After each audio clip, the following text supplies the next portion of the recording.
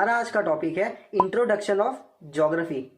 असल में ज्योग्राफी पढ़ने से पहले ज्योग्राफी होती क्या है वो जानना बहुत ज़रूरी है हमारे लिए कि इस सब्जेक्ट में हम पढ़ने क्या क्या वाले हैं। तो ज्योग्राफी को पढ़ने के लिए मैंने इसको 4 पार्ट्स में डिवाइड कर लिया।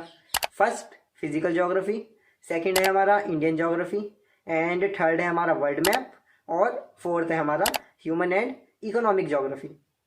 तो जो ये चारों कोर्स सामने लिखे हैं आपके, तो जब आप ये चारों कोर्स कंप्लीट कर लो ना, तो तभी आप ये समझना कि मेरी ज्योग्राफी अब कंप्लीट हो चुकी है। अगर इन चारों कोर्स में से एक भी कोर्स आपने स्किप कर दिया तो खुद को ये समझने की ज़रूरत नहीं है कि मैं तो अब ज्योग्राफी का तुर्रों खान बन गया हूँ। आपको ये चारों कोर्स पूरे करने ही पड़ेंगे, तभी आप मान लेना कि मेरी ज्योग्राफी कंप्लीट हुई है।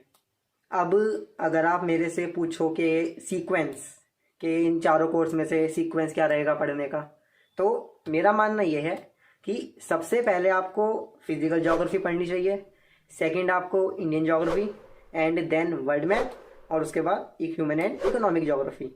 यही सीक्वेंस है पढ़ने का। अब ये मैं ऐसे हवा में नहीं कह रहा हूँ, वजह है इसकी, आगे जाके आपको वो वजह पता चल जाएगी। अब कहीं कहीं पर वर्ल्ड ज्योग्राफी लिखा रहता है तो घबराने की ज़रूरत नहीं है। वर्ल्ड ज्योग्राफी मतलब क्या है, जो ये हमारा फर्स्ट वाला है और थर्ड वाला है, मतलब फिजिकल ज्योग्राफी और वर्ल्ड मैप, जब इन दोनों को आपस में मिला देते हैं तो हमारा इसको हम मिला के वर्ल्ड ज्योग्राफी बोल देते हैं। अब यहाँ पर जो हम पढ़ेंगे वो यूपीएससी के प्रीलिम्स के लिए होगा या फिर मेंस के लिए होगा, ये क्वेश्चन भी आएगा। तो मैं यहाँ पर जो आपको कंटेंट प्रोवाइड कराऊंगा, जो मेरे लेक्चर्स रहेंगे, जो मेरी वीडियोस रहेंगी, ये प्री प्लस मेंस दोनों के लिए रहेगा। ऐसा नहीं है कि मेंस का मैं कुछ अलग से मसाला लेके आऊँगा कि हाँ भाई ये प्रॉपर मेंस के लिए है और ये प्रॉपर प्रीलिम्स के लिए है। जो भी टॉपिक आपके हैं मेंस के लिए वो मैं सारे कवर कराऊंगा, तो आपका प्रीलिम्स एंड मेंस दोनों ही इसमें कवर हो जाएगा। लेकिन अभी आप मेंस के बारे में मत सोचो। पहला क्या है, हमारा सब्जेक्ट की पूरी प्रॉपर नॉलेज लेना कि क्या चीज़ कैसे होती है, कैसे बनती है, इसमें क्या होगा, इसमें क्या नहीं होगा। क्योंकि मेंस के जो क्वेश्चन आते हैं ना, वो ऐसा नहीं कि सपोज करो हमने फिजिकल ज्योग्राफी कंप्लीट कर ली, अब हाँ हमने मेंस का क्वेश्चन देखा, खोला, हमने पढ़ा कि हाँ भाई जो ये वाला क्वेश्चन आया है ये पूरा फिजिकल ज्योग्राफी से रिलेटेड है। नहीं, ऐसा नहीं होता। क्यों नहीं होता? क्योंकि मेंस का जो क्वेश्चन रहता है ना, उसका जब आप आंसर लिखते हो तो उसके अंदर आपको अपना फिजिकल ज्योग्राफी का कंटेंट भी आता है, इंडियन ज्योग्राफी का कंटेंट भी आएगा, इन्वायरमेंट को लिंक करना पड़ेगा आपको, करंट अफेयर्स डालने पड़ेंगे उसमें।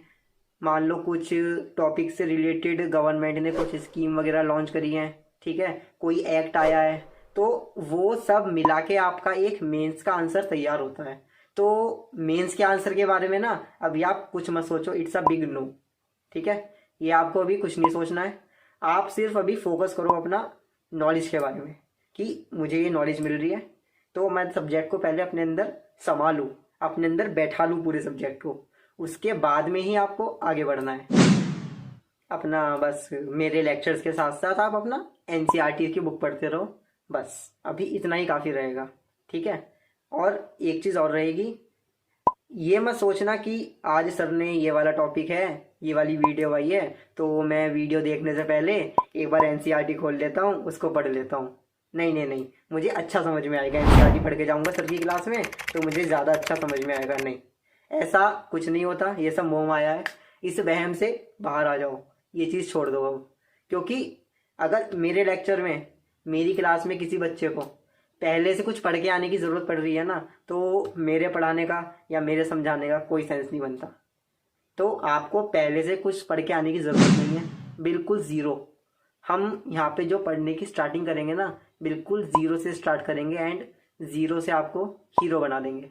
मैं ये मान के चल रहा हूँ कि आपको कुछ नहीं आता, बिल्कुल ब्लैंक है, हमें नहीं पता, हम बस आके बैठ गए हैं, ज्योग्राफी क्लास है ये, हम ज्योग्राफी पढ़ेंगे, डेट्स इट, मैं ये मान के चलूँगा। तो हम बिल्कुल ज़ीरो से स्टार्ट करेंगे, तो आपको पहले से पढ़ के आने की कुछ ज़रूरत नहीं है। बस मैंने आपको क्या बताया, टॉपिक के सब बाद में, मेरे पढ़ाने के बाद में एनसीईआरटी पढ़ लेना, ठीक है। और सेकंड चीज़, जब आप लेक्चर देख रहे हो ना, तो साथ साथ में अपना एक कुछ कॉपी पेपर रखो साथ में, ताकि आप शॉर्ट नोट्स बनाते रहो उसके। शॉर्ट नोट्स मतलब, नोट्स क्या होते हैं?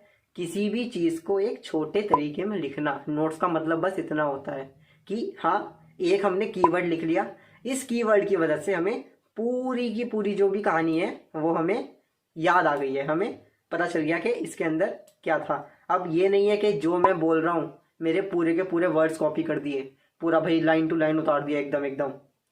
ये ऐसा कुछ काम नहीं करना है, बस शॉर्ट में लिखना है। पता चला कि एनसीईआरटी 100 पेपर की थी और नोट्स बन गए हमारे 200 पेपर के। अब सिर पकड़ के बैठे हैं कि अब क्या करें, एनसीईआरटी पढ़े या नोट्स पढ़े। तो नोट्स का अपना मतलब ही होता है कि चीज़ों को शॉर्ट में लिखना। तो जब आप उन नोट्स को लेकर बैठोगे और एनसीईआरटी की बुक लेके बैठोगे, तो आप जब एनसीईआरटी पढ़ोगे तो आप देखोगे कि जो आपने कीवर्ड्स लिखे हैं वो आपके मैच हो रहे हैं, तो आपकी लिंकेज स्ट्रांग हो जाएगी, लिंक बनेगा आपकी चीज़ों में। तो शॉर्ट नोट्स एक बहुत ज़रूरी चीज़ है। लेक्चर्स में देखते देखते आप अपना कुछ कुछ इंपॉर्टेंट कीवर्ड्स लिखते रहिए। तो अब आगे मेरे मुंह से जो भी शब्द निकलेंगे, जो भी वर्ड निकलेंगे, वो निकलेंगे फिजिकल ज्योग्राफी के बारे में। फिजिकल ज्योग्राफी होता क्या है असल में, पहले समझते हैं कि ये है क्या। जो ये वर्ड है फिजिकल, इसका मतलब क्या होता है? फिजिकल का मतलब होता है कि जिस चीज़ को हम देख सकते हैं, छू सकते हैं, फील कर सकते हैं। अब छू लिया, देखना, फील कर लिया, मतलब सपोज करो सामने समोसा रखा है, दिख रहा है आपको, मज़ा आ रहा है, ठीक है। अब आपने थोड़ा थोड़ा टच कर ले, आपने टच कर लिया उसको। अब टच करने के बाद आपको फील नहीं हुआ, आपने समोसा उठाया, आप समोसा खा गए। तो आपने क्या करा, आपको वो महसूस भी होने लगा। तो इसको एक एग्जाम्पल से समझते हैं। जैसे मैंने आपसे बोला कि आप 500 किलोमीटर चलो, आपने भाई चलना स्टार्ट करा, तो चलते चलते आपको रिवर दिख गई, रिवर देख लिया आपने, ठीक है। थोड़ा और आगे गए तो आपको माउंटेन दिख गया। माउंटेन मतलब कि जैसे मैं यहाँ पर खड़ा हूँ, अब मेरी गर्दन ऐसे ऊंची उठ गई, तो गर्दन ऊंची उठ गई, इसका मतलब माउंटेन है। अब नेक्स्ट मुझे गर्दन उठानी नहीं पड़ी, थोड़ा ऐसे देखा, थोड़ा ऐसे देखा, तो मतलब प्लेट्यू, माउंटेन से छोटी हाइट है, तो प्लेट्यू हो गए। अब देखते देखते इतना ऊपर देख लिया कि नीचे गिर गए, मतलब वैली, वैली है। और आपका विंड हो गया, आपका रेनफॉल हो गया, रेनफॉल देख लिया आपने, बारिश पड़ रही थी झमझम करके, तो ये भी आपका फिजिकल ज्योग्राफी में आ जाएगा। और किसी दिन आप भाई कैमरा मैन के व्लॉगिंग वगैरह कर रहे थे, तो आपके व्लॉग में साइक्लोन आ गया, साइक्लोन को कैप्चर कर लिया आपने। पर नहीं सर, हमने तो नहीं देखा साइक्लोन। हाँ, तो फिर आपने साइक्लोन नहीं देखा, तो आप भाई क्या पता समुद्रों की लहरों की चपेट में आ गए, ओशन की चपेट में घूम रहे थे आप, ओशन भी नहीं देख पाए। तो हाँ भाई, आपको अर्थक्वेक देखने में ज़्यादा मज़ा आ रहा होगा, तो अर्थक्वेक देखा आपने। लेकिन उसके बाद जो आपने वॉल्केनो का लावा निकलते हुए देखा, बस फिर आपके कुछ देखने की इच्छा नहीं हुई। अब ये सब क्या होते हैं हम आगे पढ़ेंगे, ये बस आपको मैं बता रहा हूँ, एक इंट्रोडक्शन दे रहा हूँ कि इस फिजिकल ज्योग्राफी के कोर्स में हमारा क्या क्या मेन मोटिव है, हम किन किन चीज़ों को कवर करेंगे, हम क्या क्या पढ़ेंगे। तो आपको मतलब एक कनेक्शन समझ में आ रहा है। ये जो वर्ड है ना फिजिकल, इसको हल्के में मत लेना। ये मतलब एक देख रहे हो कहाँ, मतलब पहाड़ों वहाड़ों की बात कर रहे हैं हम, पहाड़ों में समुद्र में घुस गए, वॉल्केनो वगैरह निकाल रहे हैं हम, तो समझ रहे हो ना चीज़ों को। तो इस वर्ड को ना ज़्यादा लाइटली मत लेना। अब ये चीज़ें काफ़ी ज़्यादा हो रही हैं, ठीक है। अब इन सब को मैंने 3 चीज़ में डिवाइड कर दिया, जैसे लिथोस्फीयर, हाइड्रोस्फीयर एंड एटमॉस्फेयर। आप इनमें से कोई सी भी चीज़ उठा लो, वो तीनों चीज़, वो सारी इसमें से कोई भी चीज़ इन तीनों में से किसी ना किसी में फिट हो ही जाएगी। सपोज करो माउंटेन उठा लिया, ठीक है, इसमें आ गया लिथोस्फीयर में। लिथ का मतलब क्या होता है? रॉक, ठीक है, तो इसमें आ गया। ओशन से रिलेटेड चीज़ें हैं कोई भी, हाइड्रोस्फीयर, हाइड्रो का मतलब पानी, ठीक है, आपकी हवा हो गई, आपका साइक्लोन हो गया, आप किसमें आ गया, आपका एटमॉस्फेयर में आ गया। आप इनमें से कुछ भी उठा लो, आपका इन तीनों में तो फिट हो ही जाएगा कैसे भी कैसे करके।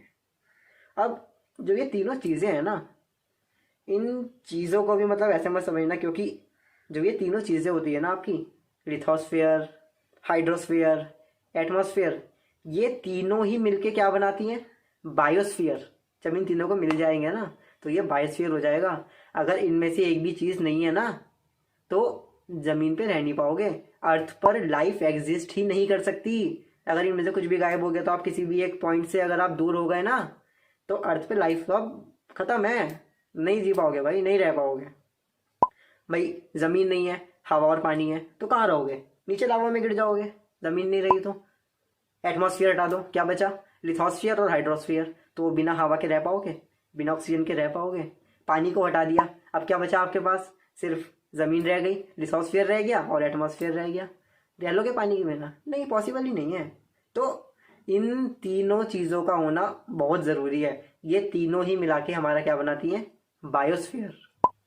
अब स्टार्टिंग में मैंने एक चीज़ कही थी कि ज्योग्राफी पढ़ने से पहले हमें पहले फिजिकल ज्योग्राफी पढ़ना ज़रूरी है। अब मैंने ऐसा क्यों बोला वो देखो। जैसे एक एग्जांपल लेते हैं, मैं यहाँ पे कुछ सेंटेंस हैं, देखो जैसे ये लिखा, Himalaya is an example of fold mountain. अब इसको लिखने मत लगना कि हाँ एक पहली चीज़ मिल गई, इसको कॉपी में लिख लेता हूँ, नोट्स में डाल लेता हूँ। गलत लिखा हुआ है ये मैंने, आ रहा है समझ में? वो जो नर्सरी केजी वाला बचपन वाला काम था ना, उससे दूर आ जाओ, ठीक है? सब गलत है ये, हिमालय माउंटेन ही नहीं है। आ रहा है समझ में? तो अब जैसे ये लिखा है, Himalaya is an example of fold mountain. Second आता है, Black Forest is an example of block mountain. Aravali is an example of residual mountain. अब यहाँ पर 6 वर्ड लिखे हैं, ठीक है?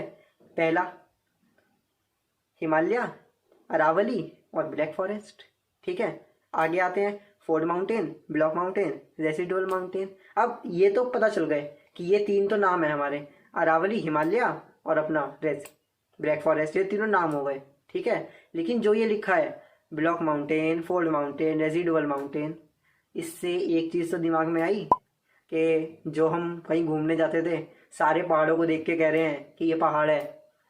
मतलब क्या है इसका? कि सब एक जैसे पहाड़ नहीं होते, सब अलग अलग पहाड़ हैं, अलग अलग टाइप के हैं। मतलब माउंटेन के भी टाइप्स होते हैं। अब ये तो 3 लिखे हैं मैंने, और भी हो सकते हैं, और भी होंगे, है ना? ये 3 तो बस लिखे हुए हैं। तो इसका मतलब क्या है? माउंटेन क्या होता है आपको पहले फिजिकल ज्योग्राफी में पढ़ना पड़ेगा। माउंटेन बनते कैसे हैं? अरे मैंने बोल दिया कि माउंटेन के 3 टाइप होते हैं, लिख लो। अरे आपको तो माउंटेन ही नहीं पता कि माउंटेन क्या होता है, तो आप टाइप लिख के क्या करोगे? तो आ रहा है समझ में? तो इस जो ये एक लाइन लिखी है ना, Himalaya is an example of fold mountain, ये 2 स्कोर्स एक साथ लिखे हुए हैं एक लाइन में। तो आ रहा है समझ में? मैंने स्टार्टिंग में क्यों कहा था कि फिजिकल ज्योग्राफी पहले पढ़नी है? तो ऐसे होता है, ठीक है? अब जैसे मैंने बोला कि इटली में एटना नाम का एक वॉल्केनो है, ठीक है?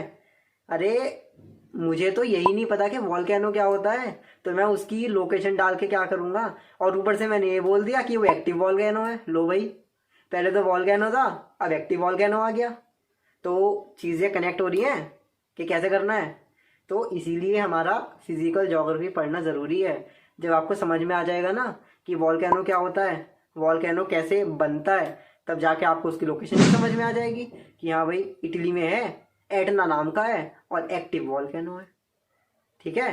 तो फिजिकल ज्योग्राफी हमें पहले पढ़ना ज़रूरी है, क्योंकि फिजिकल ज्योग्राफी हमें सिखा रहा है कि किसी भी चीज़ का एग्जिस्टेंस कैसे होता है, कोई भी चीज़ कैसे बन रही है। और वर्ल्ड ज्योग्राफी हमें सिखाएगा कि वो जगह कहाँ पर है, कि वो चीज़ उस जगह पर क्यों बनी, मतलब कैसे बनी, ठीक है? क्योंकि हर चीज़ हर जगह तो नहीं बन सकती ना, सब जगह की अपनी अपनी प्राइमरी लोकेशन होती हैं। तो वर्ल्ड मैप में हम लोकेशन के बारे में पढ़ेंगे और फिजिकल ज्योग्राफी में हम उसकी उस चीज़ की एग्जिस्टेंस के बारे में पढ़ेंगे कि उस चीज़ का एग्जिस्टेंस कैसे हुआ। अब जैसे मैंने ये देखा था, लिथोस्फीयर, हाइड्रोस्फीयर, एटमॉस्फेयर, ठीक है? ये तीनों मिलके बना रहे हैं बायोस्फीयर। ये बायोस्फीयर कहाँ पर है? लाइफ, जो हमारी लाइफ है वो कहाँ पर एग्जिस्ट कर रही है? एक प्लेनेट है, क्या नाम है उस प्लेनेट का? अर्थ। तो ये सब पढ़ने से पहले मुझे अर्थ के बारे में पढ़ना पड़ेगा कि अर्थ क्या है भाई। आ रहा है समझ में? तो अब अर्थ क्या है, अर्थ के बेसिक्स क्या है, वो हम नेक्स्ट वीडियो में कवर करते हैं। तो अगर आपको वीडियो समझ में आई, अच्छी लगी आपको, तो आप भाई चैनल को सब्सक्राइब करो, वीडियो को लाइक करो और ज़्यादा से ज़्यादा शेयर करना और अपना प्यार दिखाओ। बाकी धीरे धीरे चीज़ों को हम सुधारते जाएंगे, करते जाएंगे इम्प्रूवमेंट। इंसान दुनिया में आता है कुछ ना कुछ सीख के जाता है, तो हम भी सीख जाएंगे धीरे धीरे, सब आ जाएगा, सब सिखा देंगे, टेंशन नहीं लेनी। आप भी सीखो, मैं भी सीखूंगा, सब कुछ ना कुछ सीखेंगे। तो बस अपना प्यार बना के रखो। बाकी हम नेक्स्ट वीडियो में पढ़ेंगे कि अर्थ के बारे में। Good bye.